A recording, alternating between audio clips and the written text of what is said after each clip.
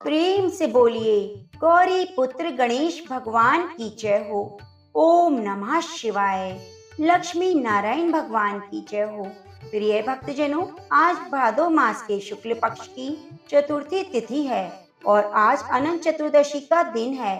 इस दिन भगवान श्री हरि विष्णु के अनंत रूप की पूजा की जाती है। यदि कोई भक्तगण इस व्रत को निरंतर 14 वर्ष तक करता है तो उसे विष्णु लोक की प्राप्ति होती है। जो इस व्रत को नहीं कर सकता वह इस व्रत कथा को सुनकर भी अपना पुण्य फल प्राप्त कर सकता है।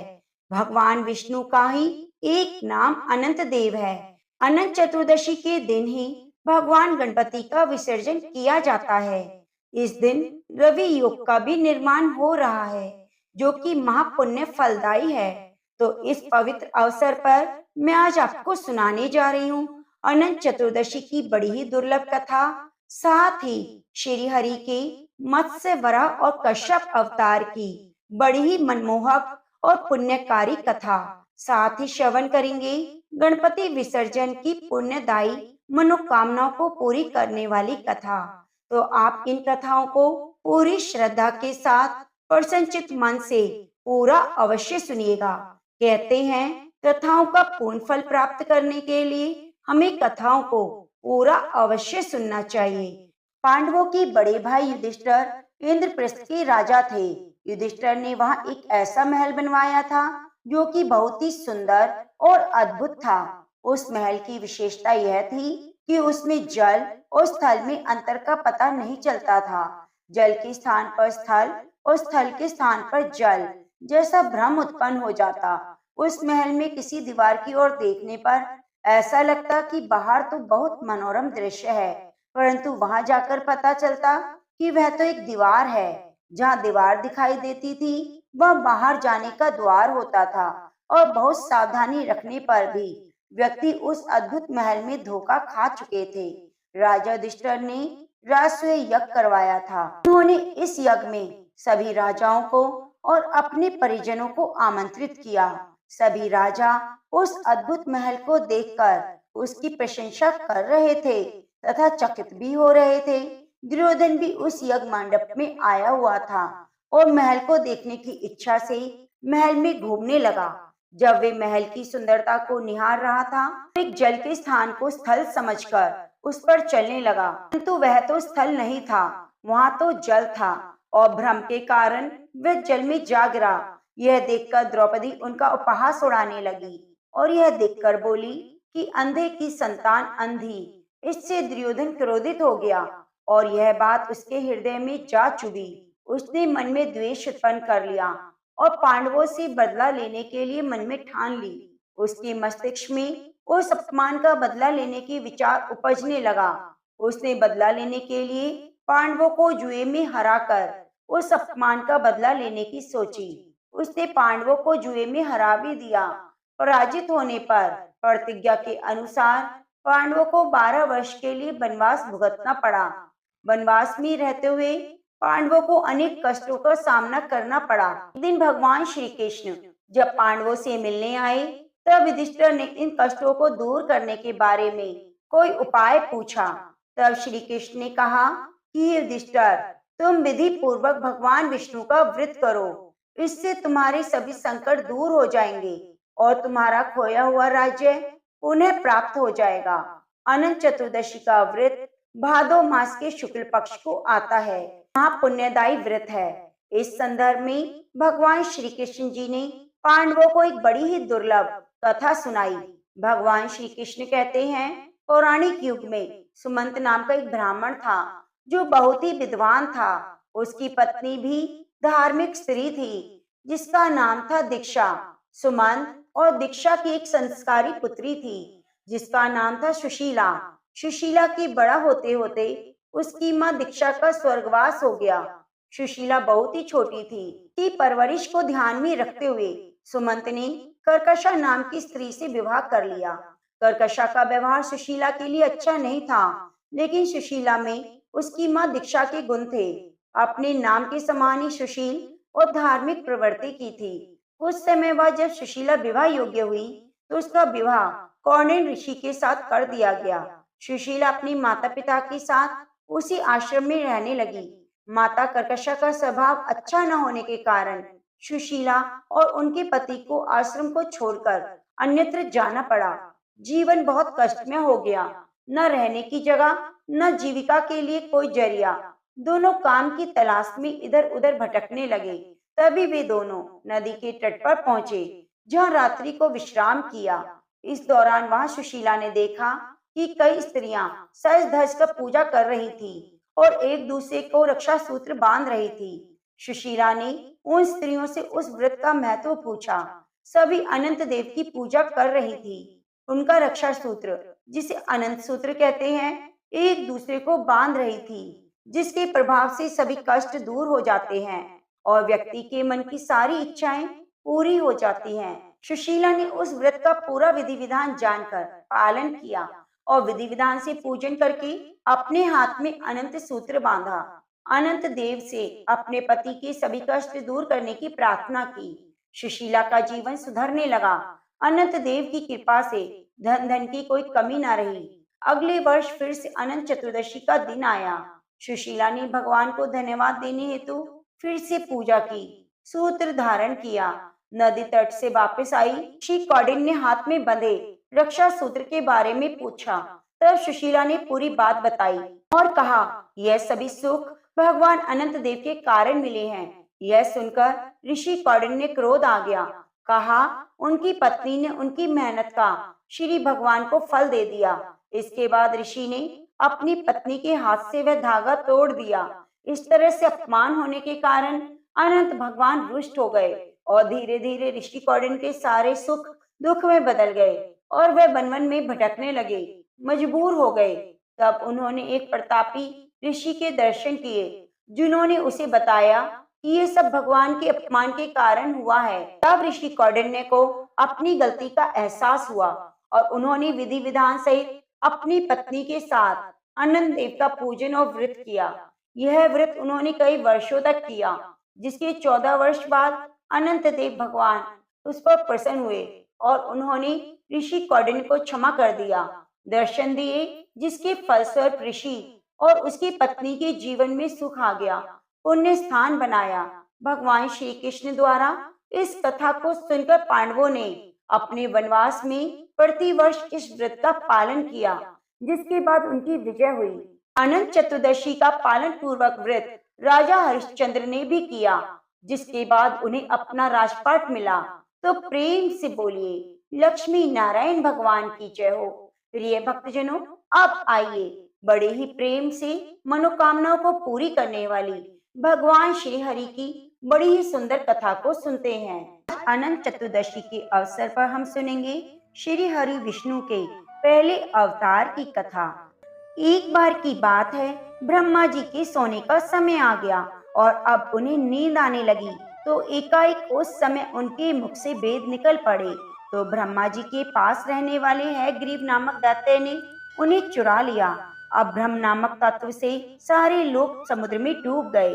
श्री हरि ने हैग्रीव की चेष्टा जान ली थी और वेदों का उद्धार करने के लिए मछली का अवतार ले लिया, जिसे मत्स्य अवतार के नाम से जाना जाता है। यह अवतार भगवान विष्णु का प्रथम अवतार है। मछली के रूप में अवतार लेकर भगवान श्री हरि विष्णु ने एक ऋषि को भी सभी प्रकार के जीव जंतु इकट्ठा करने के लिए कहा था। जब पृथ्वी डूब रही थी, तब मत्स्य अवतार में भगवान श्री हरि विष्णु ने उस ऋषि की नाव की रक्षा की थी। इसके बाद ब्रह्मा जी ने पुनः जीवन का निर्माण किया, क्योंकि जब दैत्यों ने वेदों को चुरा लिया था, तो वेदों को चुरा लिया जाने के कारण ज्ञान तो लुप्त हो गया था। चारों ओर अज्ञानता का अंधकार फैल गया, पाप और अधर्म का बोलबाला हो गया। तब भगवान श्री हरि विष्णु ने धर्म की रक्षा के लिए मछली का रूप धारण किया और हैग्रीव दैत्य का वध किया। वेदों की रक्षा तो की गई। आइए इस कहानी के माध्यम से जानते हैं कि भगवान श्री हरि विष्णु ने वेदों की रक्षा कैसे की। कल्प के पूर्व से एक पुण्य आत्मा राजा तप कर रहा था। राजा का नाम था सत्यव्रत। पुण्य आत्मा तो था ही, साथ ही बड़े उदार हृदय का था। वह गरीबों में और जीव जंतुओं में हमेशा ही दया भाव दिखाता। एक दिन की बात है, सुबह का समय था, सूर्य उदय हो चुका था, तो राजा सत्यव्रत हमेशा की तरह कृतमाला नदी में स्नान करने गया। वहां जाकर उन्होंने स्नान किया। स्नान करने के बाद जब तर्पण करने के लिए अंजलि में जल लिया, तो जल में एक छोटी सी मछली आ गई। जब राजा सत्यव्रत ने अपनी अंजलि में मछली को देखा, तो उसे तुरंत जल में वापस छोड़ दिया। तो मछली बोली, राजन, जल के बड़े बड़े जीव छोटे छोटे जीवों को मारकर खा जाते हैं। अवश्य कोई बड़ा जीव मुझे मारकर खा जाएगा। आप कृपया करके मेरे प्राणों की रक्षा कीजिए। तो सत्यव्रत के हृदय में दया उत्पन्न हो गई। उन्होंने मछली को वहां से उठाया और अपने कमंडल में डाल लिया। फिर घर ले आए। तब एक आश्चर्यजनक घटना घटी। एक ही रात में मछली का शरीर इतना बड़ा हो गया कि कमंडल भी उसके लिए छोटा पड़ने लगा। सत्यव्रत ने देखा, मछली तो बहुत बड़ी हो गई है, और वह बोली, राजन, मेरे लिए कोई दूसरा स्थान ढूंढिए, क्योंकि मेरा आकार तो बढ़ गया है। मेरे रहने के लिए यह जगह छोटी पड़ रही है। मुझे घूमने फिरने में भी कष्ट होता है। तो राजा सत्यव्रत ने मछली को तुरंत कमंडल से निकालकर पानी से भरे मटके में रख दिया। यहाँ भी मछली का आकार बढ़ने लगा। इस तरह वह मटका भी उस मछली के लिए छोटा पड़ गया। दूसरे दिन मछली पुनः सत्यव्रत से बोली, राजन, मेरे रहने का प्रबंध कहीं और कर दीजिए, क्योंकि मटका भी मेरे लिए छोटा पड़ रहा है। तब राजा सत्यव्रत ने मछली को निकालकर एक सरोवर में डाल दिया, किंतु वह सरोवर भी मछली के लिए छोटा पड़ गया। तो राजा देखकर बहुत हैरान हुआ। इसके बाद राजा सत्यव्रत ने मछली को नदी में डाल दिया, तो नदी भी छोटी पड़ गई। समुद्र में डाला तो समुद्र भी छोटा पड़ गया।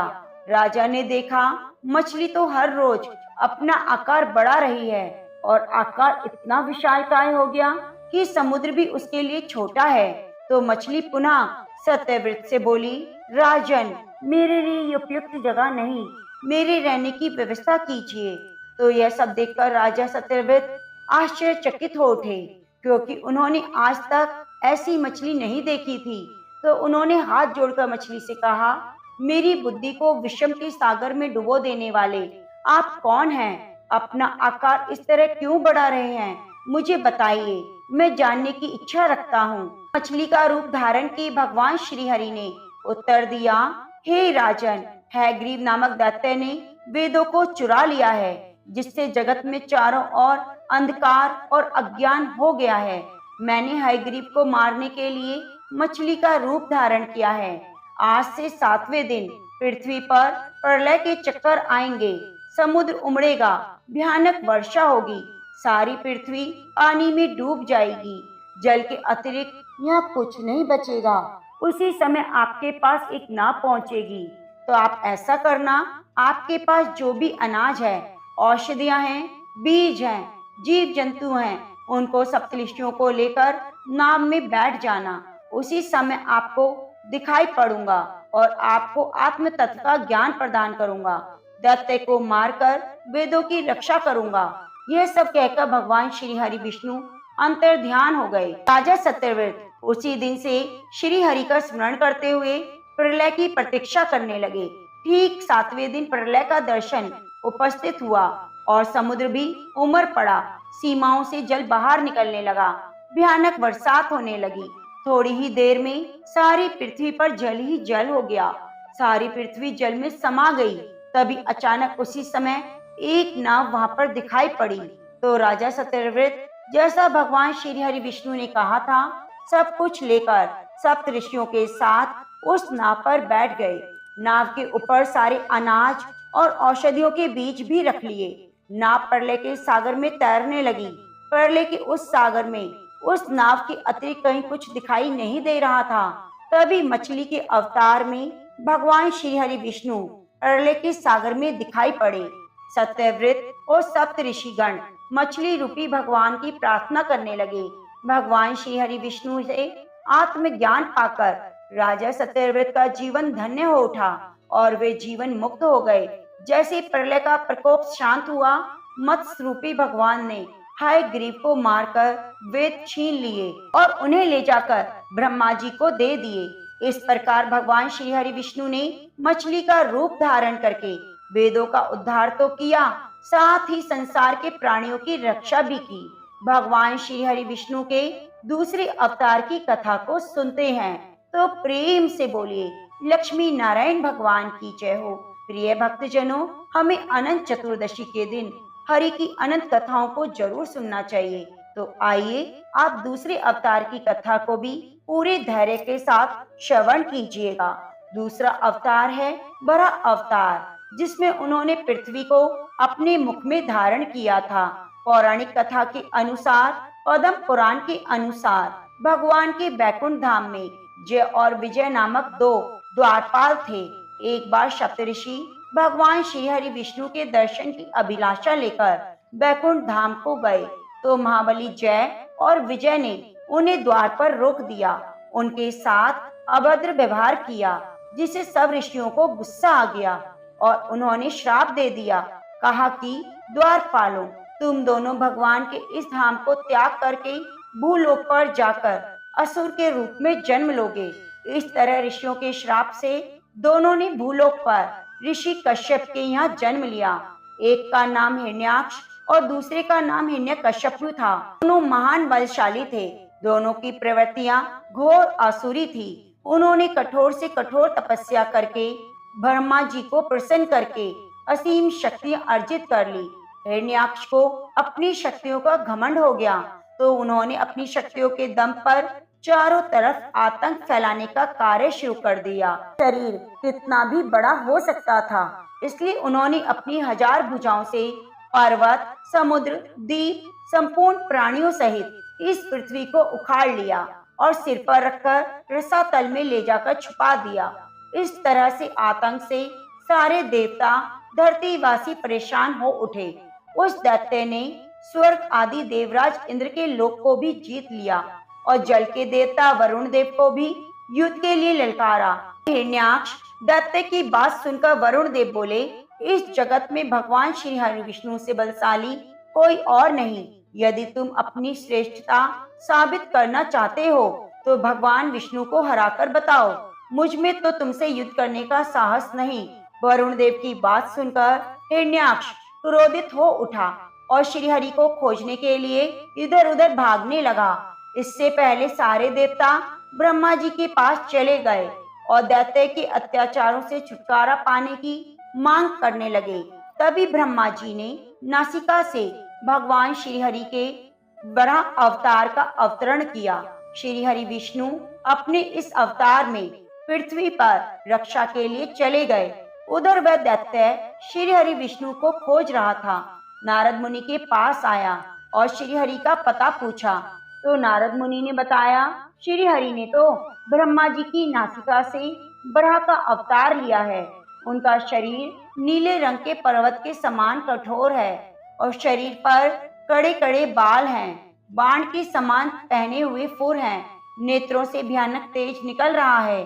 सभी दिशाओं को कंपा देने वाली गर्जना करते हुए पृथ्वी को रसातल से बाहर निकालकर अपने दांतों पर उठाकर बाहर लाए हैं। तभी यह बात नारद के मुंह से हिरण्याक्ष ने सुनी तो उसे बहुत गुस्सा आया और तुरंत रसातल की ओर चल पड़ा। वहां जाकर देखा तो एक विशाल काय बराह दांतों पर पृथ्वी को उठाए जा रहा था। तो दैत्य ने बराह भगवान को ललकार कर उस पर वार किया। दोनों के बीच काफी देर तक भीषण युद्ध होता रहा। इसके बाद भगवान वराह ने पहले की भांति पृथ्वी को रसातल से बाहर निकालकर पुनः शेषनाग के ऊपर स्थापित कर तीनों लोकों को भयमुक्त कर दिया। तो प्रेम से बोलिए, लक्ष्मी नारायण भगवान की जय हो। प्रिय भक्तजनों, अब आइए भगवान श्री हरि के तीसरे अवतार की कथा को सुनते हैं। भगवान विष्णु ने कछुए का अवतार लिया। समुद्र मंथन की सहायता से इस अवतार को कूर्म अवतार, कश्यप अवतार के नाम से जाना जाता है। इस अवतार में श्री हरि ने क्षीर सागर के समुद्र मंथन में मंदार पर्वत को अपने ऊपर कवच पर रखकर संभाला था। कहते हैं समुद्र मंथन में भगवान विष्णु मंदार पर्वत और बासुकी सांप की मदद से देवताओं राक्षसों ने 14 रत्न पाए। तो आइए सुनते हैं कश्यप अवतार की कथा। एक बार देवताओं को अपनी शक्ति का अहंकार हो गया। तो एक बार महर्षि दुर्वासा ने भगवान शिव की माला इंद्र को भेंट की। तो अहंकार वश इंद्र ने उस माला को ऐरावत हाथी के मस्तक पर डाल दिया। इस तरह अपमान को देखकर महर्षि दुर्वासा को गुस्सा आया और गुस्से में उन्होंने इंद्र को श्राप दे दिया कि उनकी लक्ष्मी नष्ट हो जाएगी, सुख समृद्धि खत्म हो जाएगी। दुर्वासा के श्राप के कारण लक्ष्मी जी सागर में लुप्त हो गई। सुर असुर लोक का सारा वैभव नष्ट हो गया। इस घटना से सारे देवता भगवान विष्णु की शरण में गए। तब भगवान विष्णु ने इंद्र और देवताओं को और दानवों को लेकर समुद्र मंथन करने के लिए कहा। भगवान विष्णु के कहे अनुसार राक्षस और देवताओं ने एक होकर मंथन किया। इसके लिए मंदराचल पर्वत को मथनी और नागराज वासुकी को रस्सी बनाया गया। राक्षसों ने मंदराचल को समुद्र में डालकर मंथन करना शुरू कर दिया, लेकिन पर्वत का आधार नहीं होने के कारण वह समुद्र में डूबने लगा। यह देखकर भगवान विष्णु ने बहुत बड़े कछुए का रूप धारण किया और समुद्र में मंदराचल पर्वत को अपनी पीठ पर रख लिया। इसी पर्वत को तेजी से घूमने लगा और समुद्र मंथन पूरा हुआ। समुद्र मंथन में सबसे पहले हलाहल नामक विष निकला। इस विष की ज्वाला से सभी देवी देवता दानव जलने लगे। तो भगवान शंकर से सभी ने प्रार्थना की। भगवान शंकर उनकी प्रार्थना को सुनकर देवता दानव और समस्त सृष्टि की रक्षा के लिए जहर को पी गए। उस जहर को शिवजी ने अपने गले में रोक लिया, जिसके कारण शिवजी का नाम नीलकंठ पड़ा। इसलिए शिवजी को नीलकंठ कहा जाता है।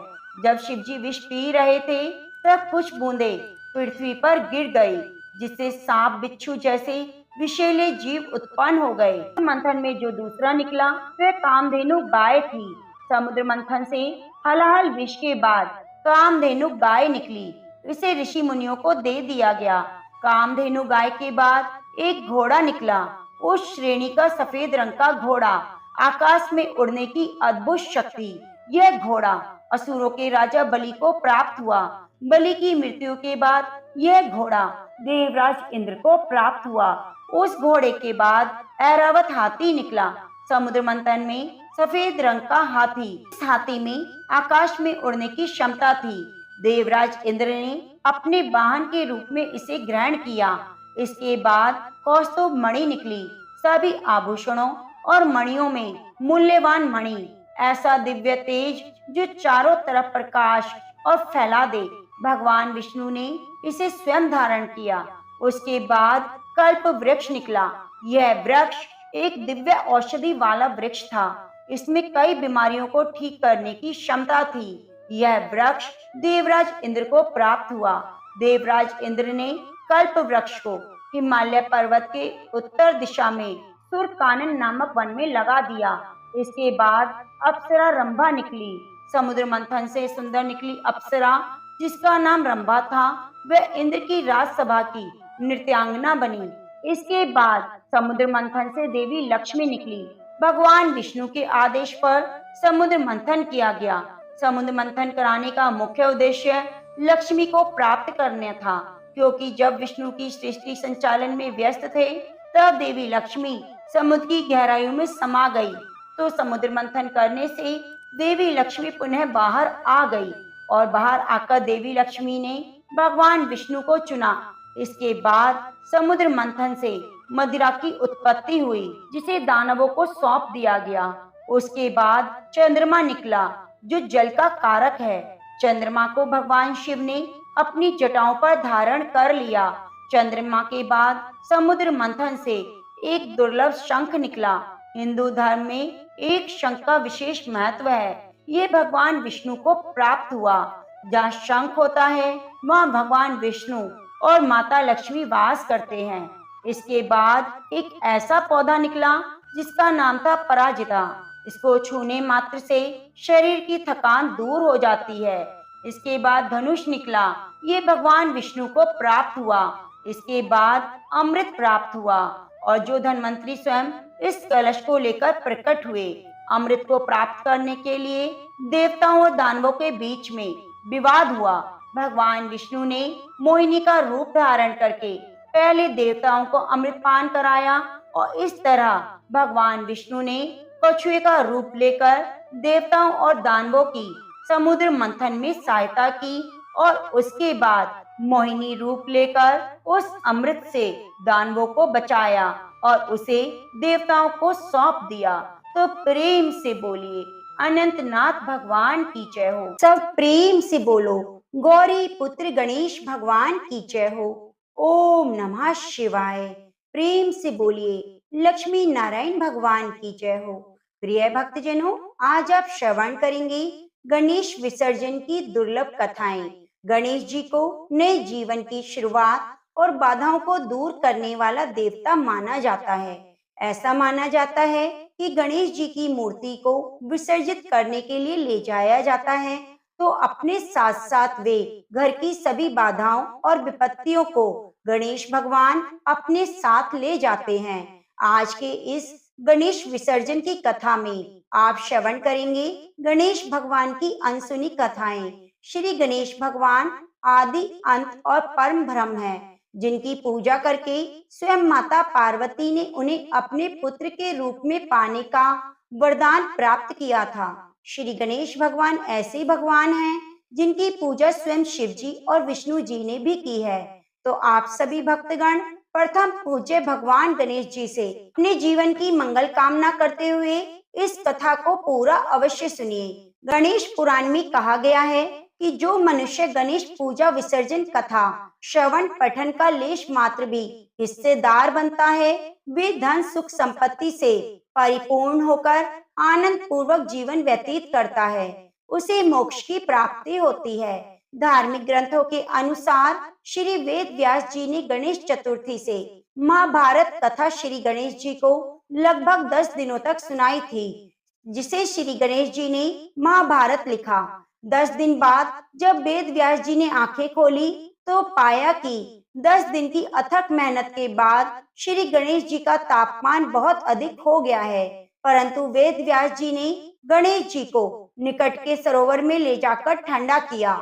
श्री गणेश जी का शरीर का तापमान ना बढ़े, इसलिए वेद व्यास जी ने उनके शरीर पर सुगंधित मिट्टी का लेप किया।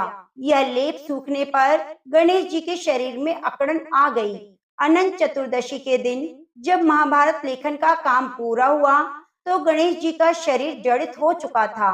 बिल्कुल ना हिलने के कारण उनके शरीर पर धूल मिट्टी जम गई थी। तब गणेश जी ने सरस्वती नदी में स्नान करके अपना शरीर साफ किया था। इसलिए गणपति स्थापन 10 दिन के लिए की जाती है और फिर गणेश जी की प्रतिमा का विसर्जन किया जाता है। इस त्योहार को मन का मैल हटाने का पर्व माना जाता है। एक कथा के अनुसार एक समय माली और सुमाली 2 राक्षस थे जो शिव जी को समर्पित थे। सूर्यदेव उन राक्षसों को उनके पापों के लिए मारने वाले थे। राक्षसों ने शिव जी से प्रार्थना की कि वे उनकी रक्षा करें। तब शिव जी ने उनकी रक्षा का वचन दे दिया और उन्होंने सूर्यदेव को अपने त्रिशूल से मार दिया। इससे सारी दुनिया में अंधकार डूब गई। त्रिशूल की चोट से सूर्य की चेतना नष्ट हो गई और वे तुरंत रथ से नीचे गिरने लगे। तब कश्यप जी ने देखा कि उनका पुत्र मरणासन अवस्था में है, तो वे उसे छाती से लगाकर फूट फूट कर विलाप करने लगे। सारे देवताओं में हाहाकार मच गया, सभी भयंकर रोने लगे। तब ब्रह्मा जी के पुत्र तपस्वी कश्यप जी ने शिव जी को शाप दे दिया। वे बोले, जैसे आज तुम्हारे प्रहार के कारण मेरे पुत्र का यह हाल हो रहा है, वैसे ही तुम्हारे पुत्र का भी होगा। तुम स्वयं अपने पुत्र का मस्तक काटोगे। इसी शाप के कारण ऐसे संयोग बने कि महादेव जी को श्री गणेश जी का सिर काटना पड़ा। जब भगवान शिव ने गणेश जी के मस्तक को काटा था, तब माता पार्वती के विलाप करने पर और आग्रह करने पर शिव जी ने उनके मस्तक पर हाथी का मस्तक लगाया, किंतु यह हाथी बहुत ही अद्भुत था। इसकी कथा इस प्रकार है। इसके अनुसार एक बार स्वर्ग से लौटते हुए दुर्वासा ऋषि ने इंद्रदेव को पारिजात पुष्प का उपहार दिया और आशीर्वाद दिया कि जिसके मस्तक पर यह होगा वह तेजस्वी और परम बुद्धिमान होगा। संसार में प्रथम पूजनीय होगा। देवी लक्ष्मी उस पर कृपा करेंगी और वे भगवान विष्णु के समान पूजित होगा। तब इंद्र ने उस पुष्प को हाथी के मस्तक पर रख दिया। हाथी मतवाला होकर पुष्पों को पैरों से कुचलने लगा और मस्तक पर रखे जाने के प्रभाव से ज्ञानी होकर जंगल में भाग गया। दुर्वासा ऋषि ने अपने उपहार के अपमान से आहत होकर इंद्रदेव को भी लक्ष्मीहीन होने का शाप दे दिया। हाथी पुष्प के प्रभाव और दुर्वासा ऋषि के आशीर्वाद के अनुसार परम ज्ञानी तो हो गया, किंतु मतवाला होकर जंगल के अन्य जानवरों को कष्ट पहुंचाने लगा। कश्यप ऋषि के शाप के फलीभूत होने का समय आ गया। शिव जी के त्रिशूल से गणेश जी का सिर यानी कि क्षतिग्रस्त हो गया। उधर ऋषि के आशीर्वाद से हाथी ज्ञान को प्राप्त हो गया, किंतु उत्पाती हाथी के कोप को शांत करने के लिए और गणेश जी को प्रथम पूज्य बनाने के लिए हाथी का संहार आवश्यक हो गया और ज्ञान की संचय के लिए उनके परम गुणवान सिर को संरक्षित करना जरूरी हो गया। परिणाम स्वरूप एक तो हाथी के वध से उसकी उपद्रव से वन की रक्षा हो जाएगी और साथ ही गणेश जी उस हाथी के सिर को धारण करके प्रथम पूजनीय हो जाएंगे। तेजस्वी रिद्धि ऋषि के प्रदाता हुए और उनके फल स्वरूप हाथी का सिर गणेश जी को लगाया गया। ऊपर से देवी पार्वती ने अपने शरीर के मेल से गणेश जी की रचना की थी, जिसके कारण गणेश जी की बुद्धि मलिन हो गई थी। उन्हें बल का अहंकार हो गया था। इसी कारण शिव जी को गणेश जी की गर्दन काटने की लीला करनी पड़ी। कई पुराणों में कहा गया है कि शिव जी पार्वती के विवाह के पूजन के समय भगवान श्री गणेश की पूजा अर्चना की गई थी। लेकिन लोगों का यह मानना है कि जब गणेश भगवान शिव जी के पुत्र थे तो शिव पार्वती के विवाह में गणेश जी का पूजन कैसे हुआ। तो इसके विषय में कहा जाता है कि गणेश जी अनादि और अनंत हैं, अर्थात भगवान गणेश जी की लीला से भगवान शिव और पार्वती के पुत्र हैं। वैसे वे देव हैं जिनका आदि और अंत नहीं। इस संबंध में गणेश पुराण के अनुसार गणेश जी का एक अवतार नहीं बल्कि प्रत्येक काल में वे अवतरित हुए हैं। माँ पार्वती ने गणेश जी का पूजन किया, उनसे अपने पुत्र के रूप में प्राप्त होने का आशीर्वाद मांगा। अन्य पुराणों में इस बात का जिक्र है कि श्री गणेश जी प्रत्येक सतयुग में, 8 त्रेता युग में, 6 द्वापर युग में, 4 और तथा कलयुग में 2 भुजा में अवतरित होते हैं। उनके आदि व अंत रहित होने का प्रमाण है। ऐसे ही एक बार भगवान विष्णु ने भगवान श्री गणेश जी की पूजा की थी। यह कथा बड़ी ही अद्भुत है, जो दर्शाती है कि कैसे भगवान विष्णु को भी भगवान श्री गणेश की हरकतों के आगे झुकना पड़ा। भगवान विष्णु के पास एक शंख था, जिसे वे हमेशा अपने पास रखा करते। एक दिन उन्होंने देखा कि शंख गायब है और वे कहीं नहीं मिल रहा। इससे वे बहुत नाराज हुए। उन्होंने अपनी सारी शक्तियां शंख को खोजने में लगा दी। शंख की खोज जारी थी। तभी भगवान विष्णु को अचानक दूर से शंख की ध्वनि सुनाई दी। उन्होंने उस दिशा में शंख की खोज शुरू की और जल्दी एहसास हुआ कि यह ध्वनि कैलाश पर्वत से आ रही है। जब वे पर्वत पर पहुंचे तो उन्होंने पाया कि शंख भगवान गणेश जी ने ले लिया है और वे उसे बजाने में व्यस्त हैं। यह जानते हुए भगवान गणेश आसानी से नहीं मानेंगे।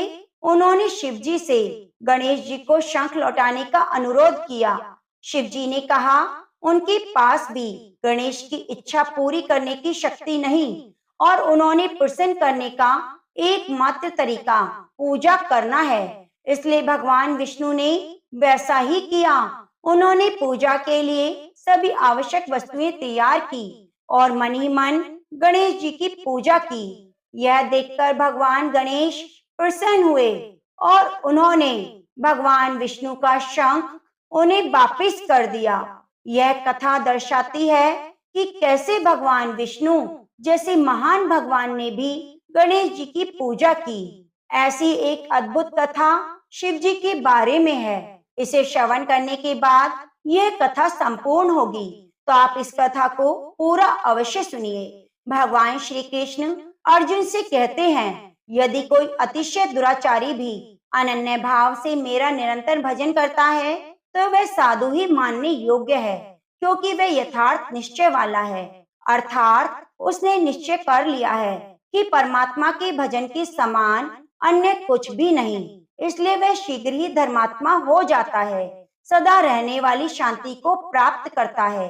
प्राचीन काल की बात है, दंडकारण्य प्रदेश में नंदूर नामक प्रसिद्ध नगर में नामा नामक एक केवल रहता था। नामा अशिक्षित था, पूर्व कर्म के प्रभाव से और संग दोष से अत्यंत कुटिल और क्रूर भी हो गया। करुणा तो उसे छू भी नहीं सकती थी। चोरी कर्म में वह बाल्यकाल से ही अभ्यस्त हो गया था। उसकी आयु के साथ ही उसके दुर्गुणों में वृद्धि हो गई। यौवन अवस्था में प्रवेश करते हुए वह घोर तस्कर, मध्यम सेवी, मदिरा पान करने वाला और धन का हरण करने वाला हो गया। उसकी दुष्प्रवृत्ति के चरित्र अर्थ में किंचित भी व्यवधान उपस्थित करने वाले का जीवन आरक्षित हो जाता था। नामा सर्वथा मिथ्या शपथ लेकर दूसरों का विश्वास भाजन करता, किंतु मनुष्य का वध कर देना उसके लिए खेल ही था। शूद्र स्वार्थ पूर्ति के लिए भी वह व्यक्तियों की हत्या कर बैठता। अधम नामा की क्रूरता से प्राय सभी लोग भयभीत रहते, अतः विवश होकर नंदूर नगर के नागरिकों ने उसे निर्वासित कर दिया। दुष्ट नामा को अपनी संपत्ति के कारण अरण्य में आश्रय ग्रहण करने के अतिरिक्त अन्य कोई मार्ग नहीं रहा। उसने नगर से दूर सघन वन में आवास बनाना अपने लिए सर्वदा निरापद और उपयोगी समझा। वह सतनिक रहता हुआ नामा पूर्ण स्वच्छंद जीवन व्यतीत करने लगा। सर्वथा निरंकुश प्राप्ति के लिए उसने अत्यंत हत्याएं की। वे धनुष बाण लेकर, तलवार, पाश और आयुध धारण कर यात्रियों के लिए दुर्धर बन गया था। उसके पास वस्त्र, आभूषण और विविध सामग्रियों का ढेर लग गया। अर्थ का उसे अभाव नहीं था, किंतु उसका लोभ उरत्तर बढ़ता जा रहा था। वे निर्ममता पूर्वक मनुष्य का वध करता, क्रीड़ा करते हुए मुख पशुओं को मार डालने में अद्भुत आनंद की अनुभूति करता। एक दिन वह अन्य पशुओं को मारता, उन्हें छटपटाकर प्राण त्याग करते देखकर प्रसन्न होता हुआ एक योजन दूर निकल गया। सहसा उसका पैर गड्ढे में पड़ गया, मोच आ गई। नामा कह उठा, लंगड़ाता हुआ गणेश तीर्थ के समीप पहुंचा। श्रम के निवारण के लिए उसने गणेश कुंड में स्नान कर जलपान किया। कुछ देर बाद अपने घर के लिए लौटा। मार्ग में उसने गणपति स्मरण करते हुए अन्य गणेश उपासक महामुनि मृदुल को देखा, तो पैर की पीड़ा भूलकर उन्हें मारने दौड़ा, किंतु उसका हाथ जैसे प्रसंग हो गया और उसी समय उसके शस्त्र धरती पर गिर पड़े। इतना ही नहीं, गजमुख के परम प्रिय भक्त मृदुल के दर्शन से उसकी दुष्ट प्रवृत्तियां शांत और कुटिल बुद्धि परिवर्तित हो गई। मन बुद्धि में इस अकल्पित परिवर्तन से नामा अत्यंत विस्मित हुआ। उसी समय मुस्कुराते हुए महर्षि मृदुल ने उससे पूछा, अरे तुम्हारे शस्त्र पृथ्वी पर कैसे गिर पड़े? परम वित्र गजवक्र के अनुपम भक्त मृदुल के दर्शन मात्र से ज्ञान वैराग्य प्राप्त केवट नामा ने अत्यंत विनय पूर्वक उत्तर दिया, पूज्य महात्मा, मैं स्वयं आश्चर्यचकित हूँ। मैंने इस गणेश कुंड में स्नान किया, फिर आपका दुर्लभ दर्शन प्राप्त होते ही मेरी कुटिल प्रवृत्तियां सर्वथा शांत हो गई। धन, वैभव और विषयों से भी सर्वथा उपप्रीति हो गई। ज्ञान प्राप्त हो जाने से मैं अद्भुत शांति का अनुभव कर रहा हूँ। शुद्ध अंतःकरण से पश्चाताप करते हुए केवट नामा ने अत्यंत श्रद्धा पूर्वक स्वर में हाथ जोड़कर आगे कहा, करुणा मूर्ति महामुनि, मैं अत्यंत दुष्ट और पाप आत्मा हूँ। मेरे पापों की कोई गणना और सीमा नहीं। जन्म से ही इस क्षण तक मैंने अनीति, अनाचार, व्यभिचार और हिंसा की है, किंतु मैं निश्चय ही भाग्यवान भी हूँ कि जैसे धातु के अन्वेषी को सहसा रत्नों का अनंत भंडार प्राप्त हो गया, उसी प्रकार मुझ धन लोभी दुरात्मा को ज्ञान वैराग्य संपन्न अनुपम तेजस्वी आप जैसे महापुरुष के दर्शन हो गए। आपके ही प्रभाव से शस्त्र पृथ्वी पर गिर पड़े। अब यह शस्त्र इस जीवन में पुण्य कभी मुझे स्पर्श नहीं कर सकेंगे। दया से मैं आपकी शरण में आ गया हूँ। साधु पुरुष स्वाभाविक ही दुष्टों पर अनुग्रह करते हैं। आप मुझ पाप परायण पर कृपा करें। इस महामोह जगत से मेरा उद्धार करें प्रभु। नामा केवट के नेत्रों से अश्रुपात हो रहा था। वे महामुनि के चरणों में साष्टांग लेट गया और कहता जा रहा था, प्रभु मेरा उद्धार करें। तागत रक्षक महामुनि मृदुल ने उससे कहा, शास्त्रों के अनुसार तेरा दान आदि कर्मों में अधिकार नहीं। तू देव गजानन को प्रसन्न करने के लिए उनके सर्व सिद्धि प्रदायक मंगल में श्रेष्ठ नाम मंत्र का जप कर। केवट नामा ने महामुनि के चरणों में सिर रख दिया। महामुनि ने स्नेह पूर्वक उसके मस्तक पर हाथ फेरते हुए सर्व सिद्धि दाता गजमुख का महामंडित नाम केवट को कहा, तुम यही एक आसन पर सर्वथा निराहार रहकर इस नाम मंत्र का एकाग्र मन से जप करो। प्राय इस सृष्टि में साय मूल में जल दे दिया करना। इस प्रकार लकड़ी के अंकुरित होने और मेरे यहाँ पुण्य लौटने तक तुम श्रद्धा और विश्वास पूर्वक जप करते रहना। परम गणपति मृदुल चले गए। निश्चय ही केवट नाम का भाग्य सूर्य उदित हुआ था। उसने दृढ़ निश्चय के साथ स्त्री पुत्र की ममता और संसार की समस्त इच्छाओं वासनाओं का त्याग कर दिया। अपने गुरुदेव के अनुसार वही रूपी हुई यष्टि के सम्मुख इंद्रियों को वश में कर एक आसन पर बैठ गया। प्रीति पूर्वक जप करने लगा। आहार के लिए केवल वायु थी। दोनों समय यष्टि मूल को सींचा करता। मेरे जनक इंद्रिय नियंत्रण, अद्भुत निष्ठा और अनुपम श्रद्धा भक्ति तपस्वी करवर्थ का नाम मंत्र जपता चला गया। सहस्त्र वर्ष व्यतीत हो गए। यष्टि अंकुरित हुई, धीरे धीरे हरित पत्तों और लताओं से आच्छादित हो गई। नामा का चर्मामृत अस्मामृत शरीर बाल्मीक हो गया। दया में महर्षि मृदुल भी आ पहुंचे। केवट का कठोर तप देखकर वे संतुष्ट हुए। उन्होंने हाथ में जल लिया और अभिमंत्रित कर केवट नामा के ऊपर छिड़क दिया। बस कठोर तपस्वी की कृष्काया दिव्य और दीप्तिमान हो गई। उसने गणपति का सूत्र प्राप्त कर लिया। केवट गजमुख के ध्यान के साथ नेत्र बंद किए जप करता जा रहा था। महामुनि के सचेत करने पर भी उसने नेत्र खोलकर देखा। उक्त महातपस्वी के नेत्र की ज्वाला से लोक दग्ध होना ही चाहता था। महर्षि मृदुल ने उसका निवारण किया। गजमुख तुल्य अपने गुरु का दर्शन कर कृतार्थ केवट उनके चरणों में लौट गया।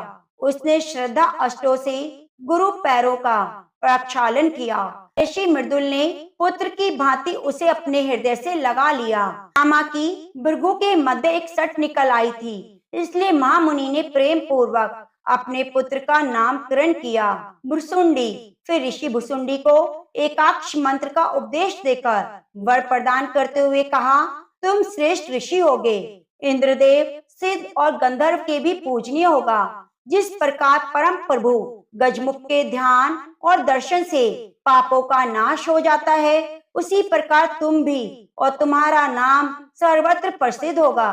तुम्हारा दर्शन करने वाला कृतार्थ होगा। मेरे वचन से तुम्हारी आयु लक्ष्य कल्प की होगी। इस प्रकार परम बीतरागी महामुनि ने भुसुंडी को अनेक दुर्लभ वर दिए। उस समय वहां इंद्रदेव, गण, देव ऋषि पहुंचे। उन्होंने भुसुंडी को नमस्कार किया। भुसुंडी, आप गणनायक हो। आपके दर्शन से हमारे जन्म, माता पिता, विद्या, ताप और यश सभी सार्थक हुए। फिर समस्त देवताओं ने भुसुंडी की पूजा की। उनके चरणों में प्रणाम करके तंत्र देव गज वक्त के अनन्य भक्त भुसुंडी ने वहां मंगल मूर्ति गणेश जी की अत्यंत सुंदर मूर्ति की स्थापना की और षोडोपचार विधि से पूजा की। एकाक्ष मंत्र का जप किया। अलौकिक गणेश भक्ति मंत्र जप के प्रभाव से आश्रम के समीप रहने वाले हिंसक पशुओं ने सहज ही हिंसा त्याग दी। सिंह और मृग आदि समस्त जीव बैर भाव त्याग कर एक साथ विचरने लगे। सर्वत्र शांति का साम्राज्य हो गया। इस प्रकार 100 वर्ष बीत गए। देव गजानन प्रसन्न होकर भुसुंडी के सम्मुख प्रकट हुए। उन्होंने उनसे कहा, तुम तो मेरे स्वरूप हो। अब आयु पूर्ण होने पर तुम मेरा सायुज्य प्राप्त कर लोगे। भुसुंड की भक्ति से प्रसन्न परम पूज्य गजानन के आगे कहा, यह स्थल सिद्धि प्रदान करने वाला अमला आश्रम क्षेत्र के नाम से प्रसिद्ध होगा। यहाँ आकर मेरा दर्शन करने वालों की कामनाएं पूरी हुआ करेंगी। सुंडी ने भगवान गणेश के चरणों पर मस्तक रख दिया और मुस्कुराते हुए करुणा मूर्ति सुमुख अंतर ध्यान हो गए। देवराज इंद्र के परमार्थ से महान असुर मत्सर का जन्म हुआ। उसने दैत्य गुरु शुक्राचार्य से शिव पंचाक्षरी मंत्र ओम नमः शिवाय की दीक्षा प्राप्त की। मत्सर ने इस मंत्र का जप करते हुए कठोर तप किया। उसके तप से संतुष्ट होकर भगवान शिव ने अपनी सहधर्मणी पार्वती और गणों के साथ लेकर दर्शन दिया। मत्सर ने शिव और शिवा की प्रेम पूर्वक स्तुति की। भगवान शिव ने प्रसन्न होकर उसे वर दिया कि तुम्हें किसी से भय नहीं रहेगा। प्रसन्नचित मत्सर घर लौटा तो शुक्राचार्य ने उसे दैत्य राज बना दिया। दैत्यों ने सामर्थ्यशाली मत्सर को विश्व विजय का परामर्श दिया। फिर क्या था, वर प्राप्त मत्सर ने अपनी विशाल वाहिनी के साथ पृथ्वी के नरेश पर आक्रमण कर दिया। पृथ्वी के नरपति युद्ध भूमि में उस महान असुर के सामने टिक न सके, पराजित हो गए। पृथ्वी मत्सासुर के अधीन हो गई। उसके बाद चूर असुर ने पाताल लोक पर आक्रमण किया। अमित शक्ति संपन्न असुर के द्वारा सर्वनाश होते देख शेष ने विनय पूर्वक उसके शासन में रहकर नियमित रूप से कर देना स्वीकार किया। पृथ्वी और पाताल को अपने अधिकार में कर लेने के अनंतर महासुर ने देवलोक पर चढ़ाई की। वरुण कुबेर और यम आदि देवता पराजित हो गए। फिर उसने अमरावती को घेर लिया, फिर भी असुर के सामने टिक न सका। मत्सासुर स्वर्ग का अधिपति हुआ। असुरों से त्रस्त ब्रह्मा और विष्णु आदि देवता कैलाश पहुँचे। उन्होंने भगवान शंकर से दैत्यों के उपद्रव का वृतांत सुनाया। भगवान शंकर ने निंदा की। यह समाचार जब मत्सर को प्राप्त हुआ तो वह अत्यंत कुपित होकर कैलाश पर जा चढ़ा। त्रिपुरारी ने मत्सासुर से युद्ध किया, किंतु त्रिलोक के विजय दैत्य ने भवानी पति को भी पाश में बांध लिया। जब कैलाश का स्वामी बनकर वहीं रहने लगा, मत्सर ने कैलाश और वैकुंठ के शासन का भार अपने पुत्रों को सौंपकर स्वयं वैभव संपन्न मत्सरवास में रहने लगा। उस निष्ठुर असुर का शासन अत्यंत क्रूर था, अनीति और अनाचार से भरा हुआ था। दुखी देवता मत्सर के असुर विनाश का उपाय सोचने लगे, एकत्रित हुए। कोई मार्ग न देखकर वे चिंतित हुए।